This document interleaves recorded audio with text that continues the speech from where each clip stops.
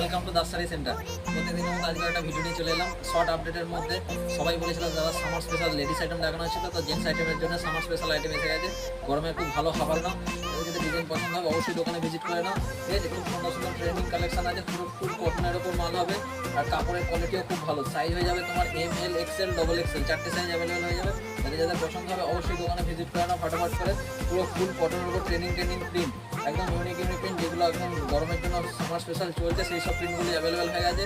তো যাদের যাদের পছন্দ করতে পারো, নাহলে দোকানে সব করে দোকানে ভিজিট করো। দোকানে ভিজিট করলে মালটা হাতে থেকে বুঝতে পারবে রেট।